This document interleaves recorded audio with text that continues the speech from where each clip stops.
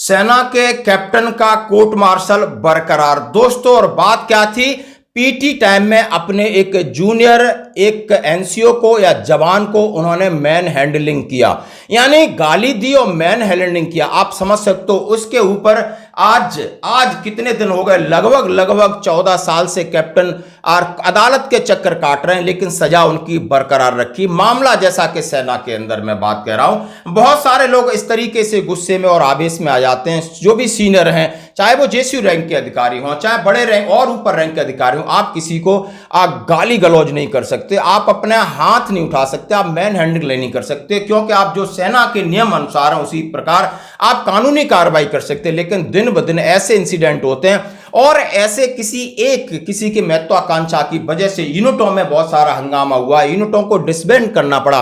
और ऐसे ही एक इंसिडेंट है जो आज परसों की खबर है, जरा सुनकर के आपको लगेगा कि नहीं ये कितनी सुदृढ़ खबर है, और इसके ऊपर लोगों को समझना, आत्मचिंतन और आत्ममंथन करने की बात है कि हमारे ईगो और हमारी वजह से पूरा सैनिक समाज या पूरा सिस्टम में कहीं भी गड़बड़ होती तो उसके जिम्मेदार हम हैं। फिर हम अपनी बातें सामने रखते हैं, वो नहीं सुनी जाएंगी। आपको अपने गुस्से पर कंट्रोल करना होगा, आपके अपने आवेश के ऊपर कंट्रोल करना होगा। सेना की परिस्थिति फिजिकल, मेंटली और इतनी रफ एंड टफ है, यहां सबके ऊपर प्रेशर है, आपको अपना प्रेशर पीना पड़ेगा। आप जवान के ऊपर प्रेशर डालकर अपने मन को हल्का नहीं कर सकते, यह आपकी नैतिक जिम्मेदारी नहीं है। और यही मामला है कि एएफटी ने कैप्टन के फैसले को बरकरार रखा। कहा, कनिष्ठों के साथ व्यवहार करते समय अहंकार पर नियंत्रण रखें। कितनी हेडिंग है, यानी आर्मर्ड फोर्स ट्रिब्यूनल ने कहा है कि यदि आप सीनियर अधिकारी हैं तो कनिष्ठ आपके जो जूनियर हैं उनके समय आप बिहेवियर करते हो, अहंकार अपना कंट्रोल में रखें। आपको अहंकार होता है, नहीं तो सेना में कहा गया है यदि कोई अपने से सीनियर से बात करता है तो बिल्कुल भींच के बात करता है, हाथ पैर जोड़ के बात करता है, और वही जूनियर से बात करता है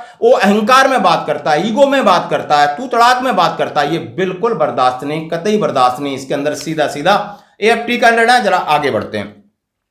सशस्त्र बल न्यायाधिकरण ने एक जूनियर पर हमला करने के लिए जनरल कोर्ट मार्शल द्वारा एक कैप्टन की सजा को बरकरार रखते हुए कहा कि अधीनस्थों के साथ व्यवहार करते समय अपने अहंकार को नियंत्रण में रखना होगा।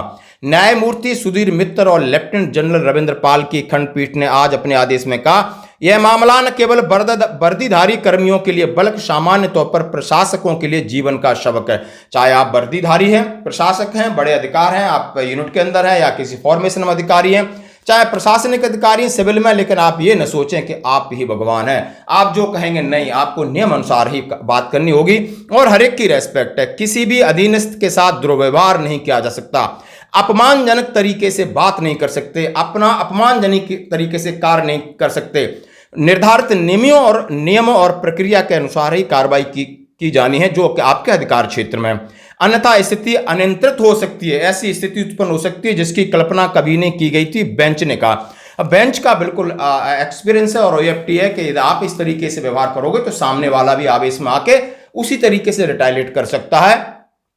फिर क्या होगा वो आप समझ सकते हो कि मैं क्या कहना चाहता हूं। फिर एक स्थिति अनियंत्रित हो सकती है, ये आप देख सकते हो। और कौन कह रहा है, ये आप कोर्ट में बातें हो रही हैं, ये बिल्कुल क्योंकि उनका एक्सपीरियंस है। बेंच ने कहा है कैप्टन पर अपने अधीनस्थ पर व्यक्ति पर आपराधिक बल का प्रयोग किया, उसके साथ दुर्व्यवहार किया। सेना के अधिनियम की धारा 47 के तहत 2 आरोपों पर मुकदमा चलाया गया। उन्हें पदोन्नति के उद्देश्य से 2 साल की सेवा जब्त की और कड़ी फटकार लगाई। यह घटना 2010 में गुरदासपुर के सटे तिवड़ी कैंट की है, किसी बख्तरबंद रेजिमेंट यानी आर्मर्ड फोर्स। बेंच ने पाया कि अपीलकर्ता उस समय युवा कप्तान था, उसकी सेवा केवल 3 वर्ष थी, जिसे सुबह पीटी के दौरान अपने अधीनस्थ की हरकत से अपमानित महसूस हुआ, यानी कोई बड़ी सड़ी रहा होगा या कोई मैसवलदार, और उसने एक वरिष्ठ अधिकारी के माध्यम से उसे अफसर मैस में बाद में बुलाया और वहां स्थिति ने अप्रत्याशित मोड़ ले लिया। और अप्रत्याशित मोड़ समझ सकते हो, मारा पीटी की, सब कुछ किया तो मोड़ तो लेंगे। और वो आके यूनिट में बोला, रोया होगा तो यूनिट में सूचना फैली। अधिकारियों ने अधीनस्थ के साथ मारपीट और गंभीर दुर्व्यवहार किया। अधिकारियों यानी बहुत सारे हो सकते हैं। इसके परिणाम स्वरूप ऐसी स्थिति उत्पन्न हो गई जिससे यूनिट को भंग करना पड़ा। अधिकारी रैंक के नीचे कई कर्मियों को दंडित किया गया, कुछ को सेवा से बर्खास्त किया गया और अधिकारियों का भी कोर्ट मार्शल किया गया। कैप्टन ने एएफटी के समक्ष तर्क दिया कि जीसीएम के निष्कर्ष विकृत थे।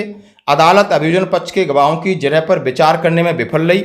उन्होंने दावा किया कि उन्हें बलि का बकरा बनाया गया है। जीसीएम की कार्रवाई को देखने और गवाहों के बयानों पर का विश्लेषण करने के बाद बेंच ने कैप्टन की दलीलों को खारिज किया कि सैनिकों की कमान संभालने वाले एक विवेकशील व्यक्ति से यह उम्मीद की जाती है कि वो अपने शारीरिक कार्यों के प्रभाव को जाने।